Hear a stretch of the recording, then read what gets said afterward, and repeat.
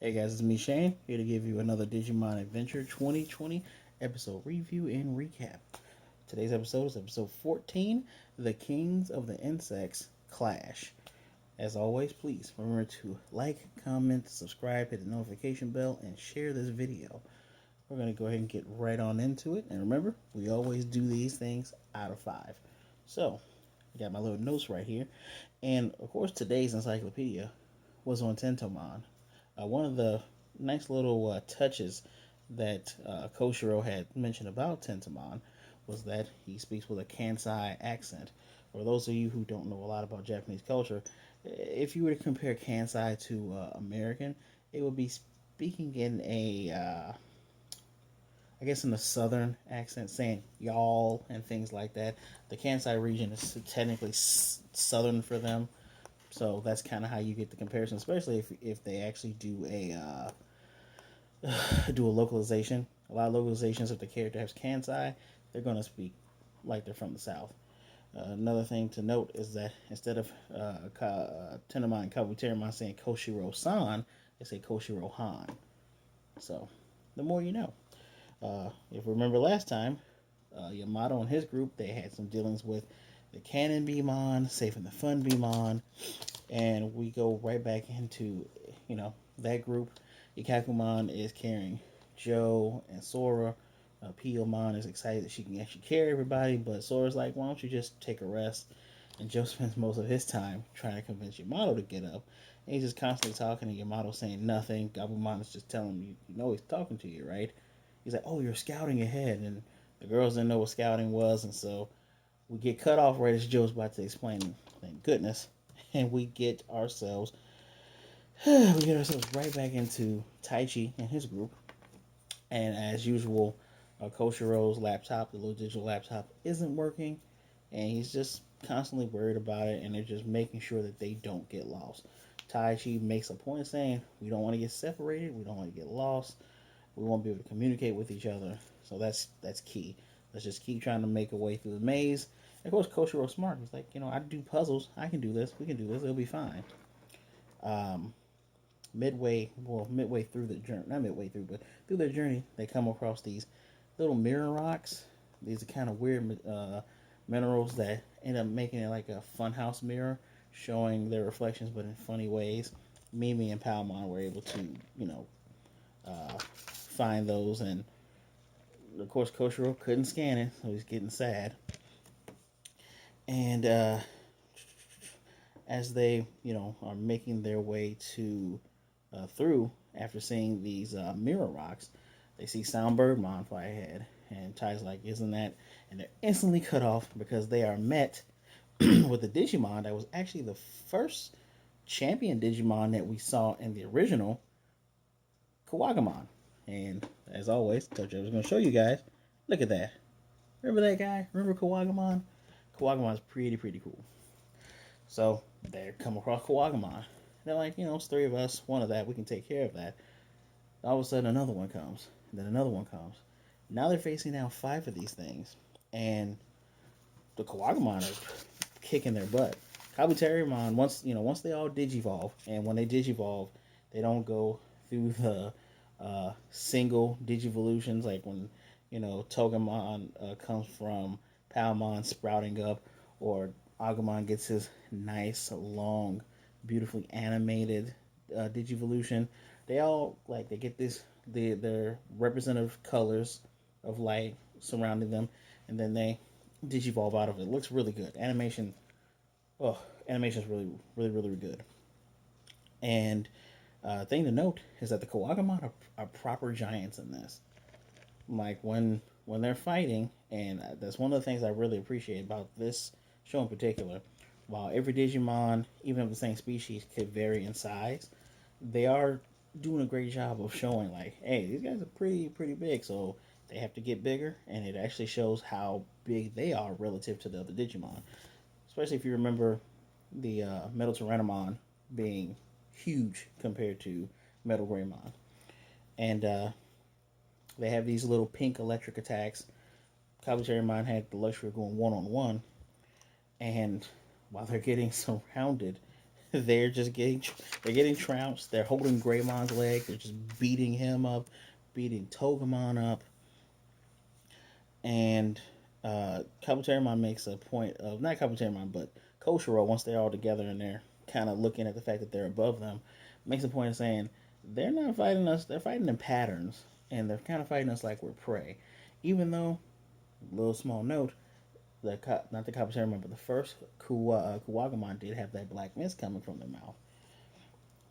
So that's something to note. Maybe they were fighting him as prey, but they were definitely under somebody's control. And bursting straight from the ground as they think they have a handle on this situation is Okuamon. Okuamon is this little bugger right here. Yeah, that is the ultimate Digimon form of Kuwagamon. I don't think we were ever properly introduced to Okuamon in the original show. I believe it was a Dark Spire, so not a real Digimon, but like a fake one made in Series 2. And this thing is completely massive. Again, a lot of these Ultimates are huge.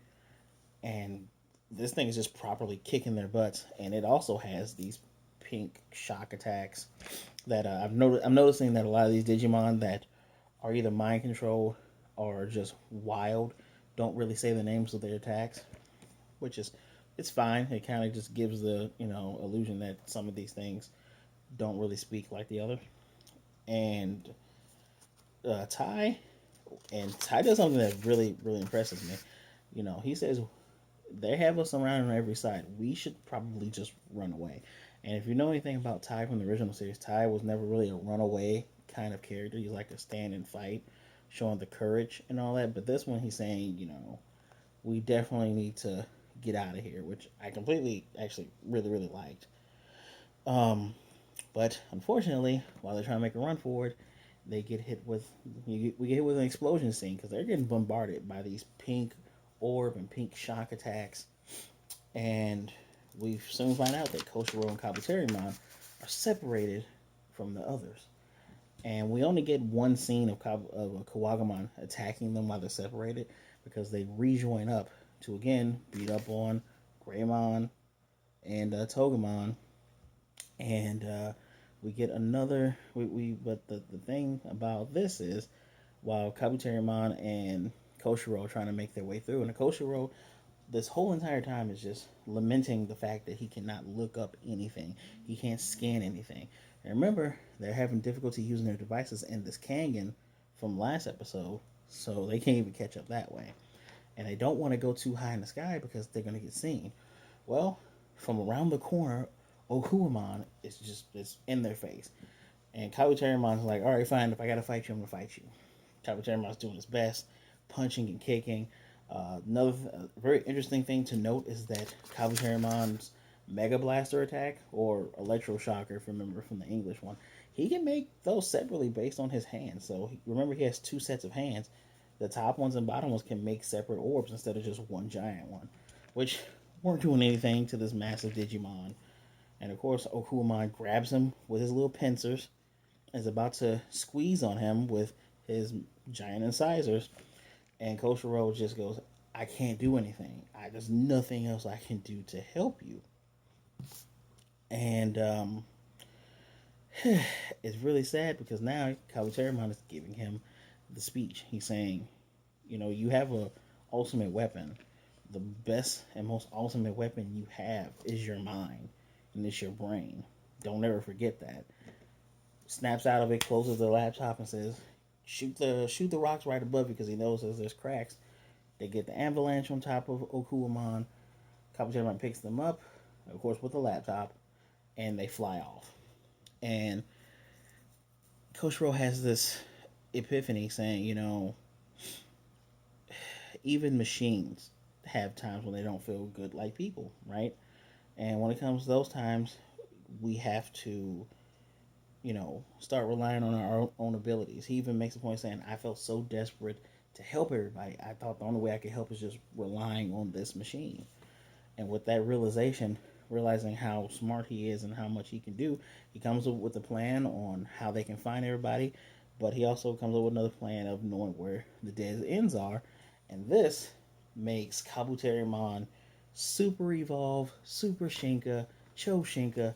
He turns into Altair Kabuterimon. Now, you all, if you're familiar with the original show, would know this beautiful, beautiful beast as Mega Kabuterimon. But of course, the original Japanese name is Alter.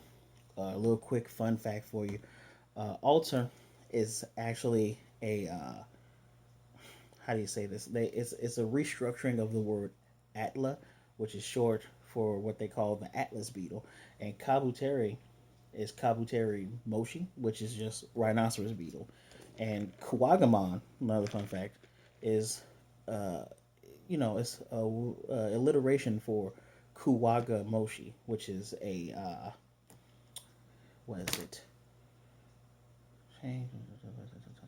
It is a stag beetle. It is a stag beetle, and the only reason I can remember that is because of a Kamen Rider show that has beetles in it. But anyway, it's a stag beetle, and that alludes to the kings of the insects.